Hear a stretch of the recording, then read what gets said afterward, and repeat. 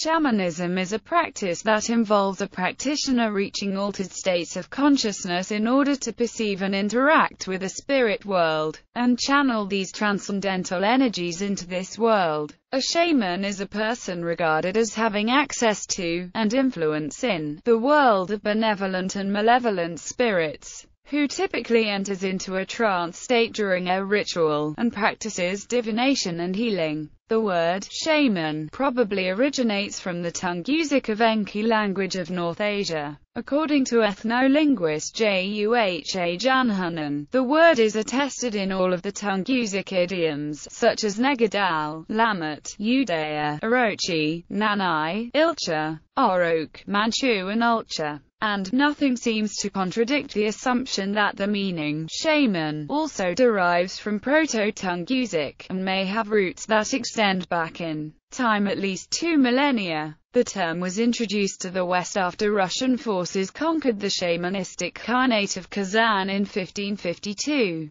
The term shamanism was first applied by Western anthropologists to the ancient religion of the Turks and Mongols, as well as those of the neighboring Tungusic and Samoyedic-speaking peoples. Upon learning more about religious traditions across the world, some anthropologists began to also use the term to describe unrelated magico-religious practices found within the ethnic religions of other parts of Asia, Africa, Australasia and the Americas, as they believe these practices to be similar to one another. Misha Eliade writes, a first definition of this complex phenomenon, and perhaps the least hazardous, will be shamanism equals technique of religious ecstasy. Shamanism encompasses the premise that shamans are intermediaries or messengers between the human world and the spirit worlds. Shamans are said to treat ailments, illness by mending the soul, alleviating traumas affecting the soul. Spirit restores the physical body of the individual to balance and wholeness.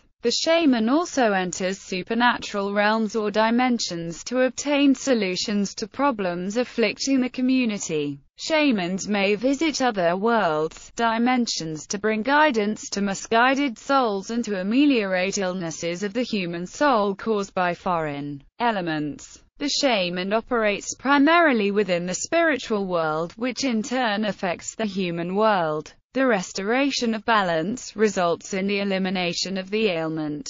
Shamanic beliefs and practices have attracted the interest of scholars from a wide variety of disciplines, including anthropologists, archaeologists, historians, religious studies scholars, and psychologists. Hundreds of books and academic papers on this subject have been produced, with a peer-reviewed academic journal being devoted to the study of shamanism. In the 20th century, many Westerners involved in the countercultural movement have created modern magico-religious practices influenced by their ideas of indigenous religions from across the world, creating what has been termed neo-shamanism or the neo-shamanic movement, and it has affected the development of many neo-pagan practices. Terminology. Etymology. The word shaman probably originates from the Evenki word ๊ʃaɪmən, most likely from the southwestern dialect spoken by the Sim-Evenki peoples. The Tungusic term was subsequently adopted by Russians interacting with the indigenous peoples in Siberia. It is found in the memoirs of the exiled Russian churchman Avvakum. The word was brought to Western Europe in 1692 by the Dutch traveller Nicolas Witsen, who reported his stay and journeys among the Tungusic and Samoyedic-speaking indigenous peoples of Siberia in his book Nord-Ost-Tatarian. Adam Brand, a merchant from Lübeck, published in 1698 his account of a Russian embassy to China, and a translation of his book, published the same year, introduced the word to English speakers. The etymology of the Evenki word is sometimes connected to a Tungus root sa, to know. This has been questioned on linguistic grounds. The possibility cannot be completely rejected, but neither should it be accepted without reservation, since the assumed derivational relationship is phonologically irregular. Other scholars assert that the word comes directly from the Manchu language, and would therefore be the only commonly used English word that is a loan from this language. However, it has been pointed out that the Sanskrit word sramana, designating a wandering monastic or holy figure, has spread to many Central Asian languages along with Buddhism and could be the ultimate origin of the Tungusic word. This proposal has been thoroughly critiqued since 1917, and ethnolinguist Juha Janhunen regards it as an anachronism and an impossibility that is nothing more than a far-fetched etymology. Recently, the proposal has been made that the word shaman or sshaman is not of ancient or indigenous Tungus origin. Ethnolinguists have studied Tungusic languages in depth only since the late 1800s and may be making the mistake of anachronistically reading backward in time, not appreciating how languages change through the addition of new words based on the speech of conquering or colonizing peoples, or of explorers and missionaries. Anthropologist and archaeologist Sylvia Tomaskova argues that by the mid-1600s many Europeans applied the Arabic term shaitan, or devil, to the non-Christian practices and beliefs of indigenous peoples. Shaman may have entered the various Tungus dialects as a corruption of this term, a word parroted back to the white,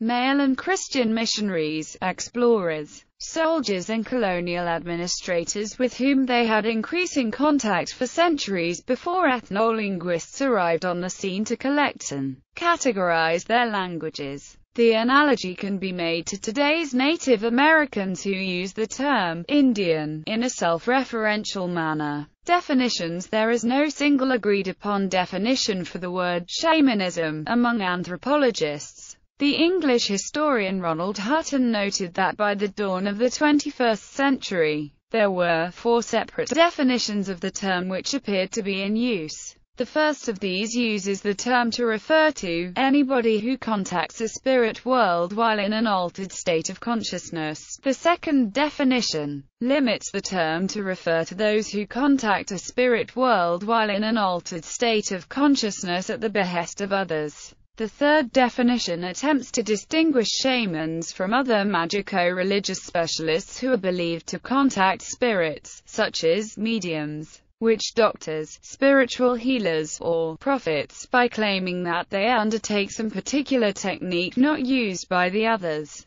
Problematically, scholars advocating the third view have failed to agree on what the defining technique should be. The fourth definition identified by Hutton uses shamanism to refer to the indigenous religions of Siberia and neighboring parts of Asia. According to the Golem Center for Shamanic Studies, a Mongolian organization of shamans, the Evenk word shaman would more accurately be translated as priest, initiation and learning. Shamans are normally called by dreams or signs which require lengthy training. However, shamanic powers may be inherited. Turner and colleagues mention a phenomenon called shamanistic initiatory crisis, a rite of passage for shamans to be, commonly involving physical illness or psychological crisis. The significant role of initiatory illnesses in the calling of a shaman can be found in the detailed case history of Chonezhuin, the last master shaman among the Tungus peoples in northeast China. The wounded healer is an archetype for a shamanic trail and journey. This process is important to the young shaman.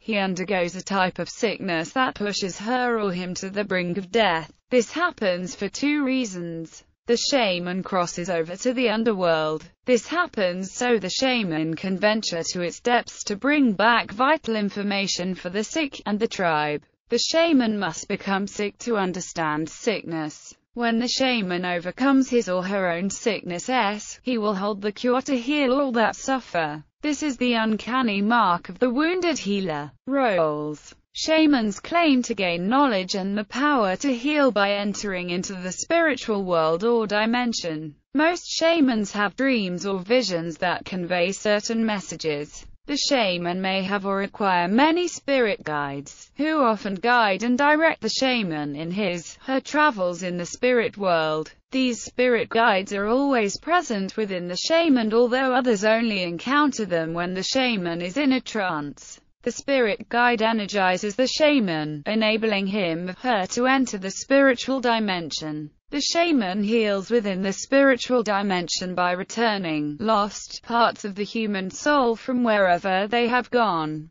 The shaman also cleanses excess negative energies, which confuse or pollute the soul. Shamans act as mediators in their culture. The shaman communicates with the spirits on behalf of the community, including the spirits of the deceased. The shaman communicates with both living and dead to alleviate unrest, unsettled issues, and to deliver gifts to the spirits. Shamans assist in soul retrieval. In shamanism, it is believed that part of the human soul is free to leave the body. Because a portion of the soul is free to leave the body, it will do so when dreaming, or it will leave the body to protect itself from potentially damaging situations, be they emotional or physical. In situations of trauma, the soul piece may not return to the body on its own, and a shaman must intervene and return the soul essence. Among the cell cups, the sea duck is a spirit animal because ducks fly in the air and dive in the water.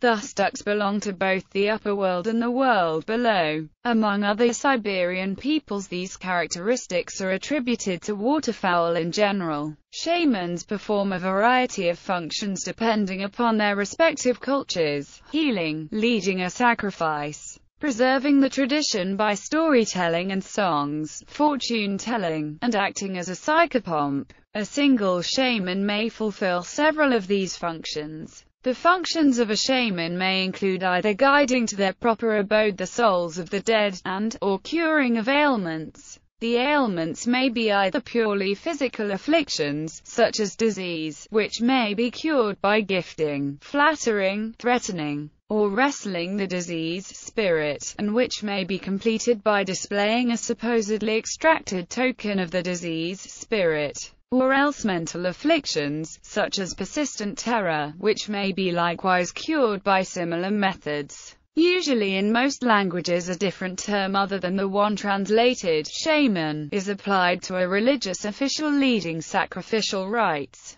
or to a raconteur of traditional law. There may be more of an overlap in functions, however, in the case of an interpreter of omens or of dreams. There are distinct types of shaman who perform more specialized functions. For example, among the Nani people, a distinct kind of shaman acts as a psychopomp. Other specialized shamans may be distinguished according to the type of spirits, or realms of the spirit world, with which the shaman most commonly interacts. These roles vary among the Nenes, Enets, and Selkup shaman. Among the Huichol, there are two categories of shaman. This demonstrates the differences among shamans within a single tribe. Among the Hmong people, the shaman or the NTXIV Nej acts as healer. The NTXIV Nej also performs rituals, ceremonies designed to call the soul back from its many travels to the physical human body.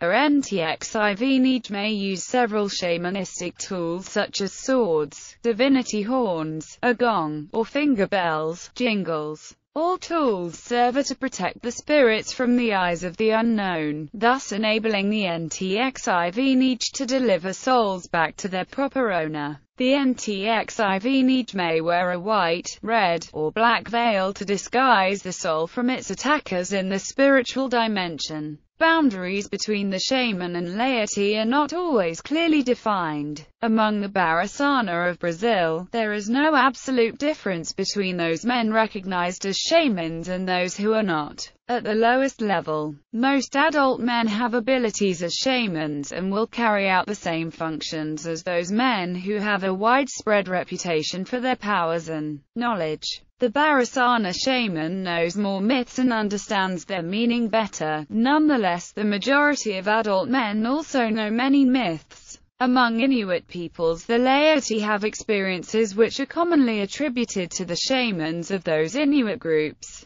Daydream, reverie, and trance are not restricted to shamans. Control over, alliance with helping spirits is the primary characteristic attributed to shamans. The laity usually employ amulets, spells, formulas, songs. Among the Greenland Inuit, the laity have greater capacity to relate with spiritual beings. These people are often apprenticed shamans who fail to complete their initiations. The assistant of an Oricon shaman knows many things about the associated beliefs. He or she accompanies the rituals and interprets the behavior of the shaman. Despite these functions, the Jardalanin is not a shaman. For this interpretative assistant, it would be unwelcome to fall into trance. Ecological aspect. Resources for human consumption are easily depletable in tropical rainforests. Among the Takano people, a sophisticated system exists for environmental resources management and for avoiding resource depletion through overhunting.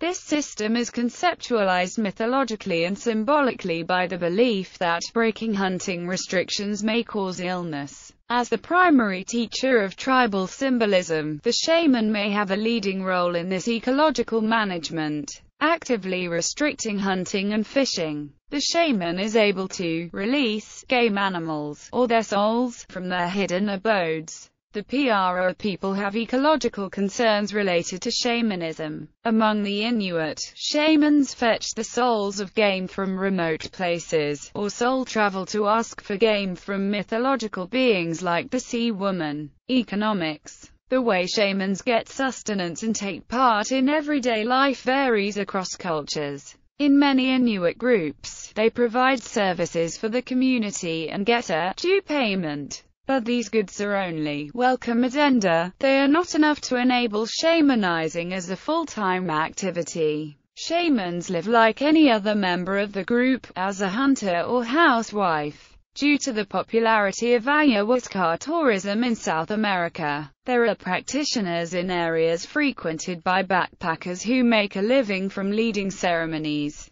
Beliefs. There are many variations of shamanism throughout the world, but several common beliefs are shared by all forms of shamanism. Common beliefs identified by Eliade are the following. Spirits exist and they play important roles both in individual lives and in human society. The shaman can communicate with the spirit world. Spirits can be benevolent or malevolent. The shaman can treat sickness caused by malevolent spirits. The shaman can employ trance-inducing techniques to incite visionary ecstasy and go on vision quests. The shaman's spirit can leave the body to enter the supernatural world to search for answers. The shaman evokes animal images as spirit guides, omens, and message bearers. The shaman can perform other varied forms of divination, SCRY, throw bones, runes, and sometimes foretell of future events. Shamanism is based on the premise that the visible world is pervaded by invisible forces or spirits which affect the lives of the living. Although the causes of disease lie in the spiritual realm, inspired by malicious spirits, both spiritual and physical methods are used to heal. Commonly, a shaman enters the body of the patient to confront the spiritual infirmity and heals by banishing the infectious spirit. Many shamans have expert knowledge of medicinal plants native to their area, and an herbal treatment is often prescribed. In many places shamans learn directly from the plants, harnessing their effects and healing properties, after obtaining permission from the indwelling or patron spirits. In the Peruvian Amazon basin, shamans and curanderos use medicine songs called icaros to evoke spirits. Before a spirit can be summoned, it must teach the shaman its song. The use of totemic items such as rocks with special powers and an animating spirit is common. Such practices are presumably very ancient. Plato wrote in his Phaedrus that the first prophecies were the words of an oak, and that those who lived at that time found it rewarding enough to listen to an oak or a stone, so long as it was telling the truth. Belief in witchcraft and sorcery, known as brujeria in Latin America, exists in many societies.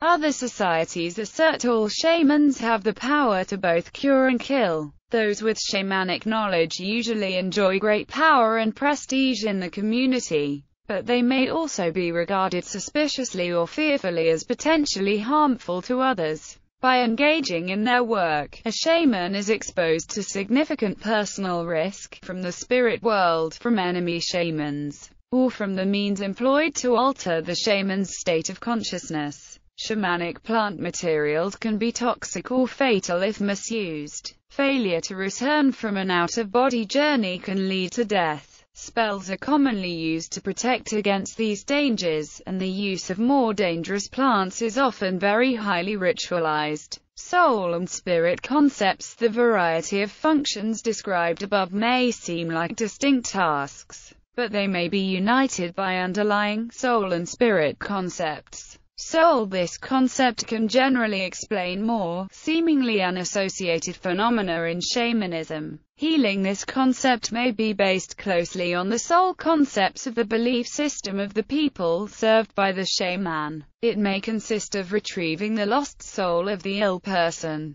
See also the soul dualism concept. Scarcity of hunter game. This problem can be solved by releasing the souls of the animals from their hidden abodes. Besides that, many taboos may prescribe the behavior of people towards game so that the souls of the animals do not feel angry or hurt, or the pleased soul of the already killed prey can tell the other, still living animals, that they can allow themselves to be caught and killed. For the ecological aspects of shamanistic practice, and related beliefs, see below. Infertility of women. This problem can be cured by obtaining the soul of the expected child. Spirits. Beliefs related to spirits can explain many different phenomena. For example, the importance of storytelling, or acting as a singer, can be understood better if we examine the whole belief system. A person who can memorize long texts or songs, and play an instrument, may be regarded as the beneficiary of contact with the spirits.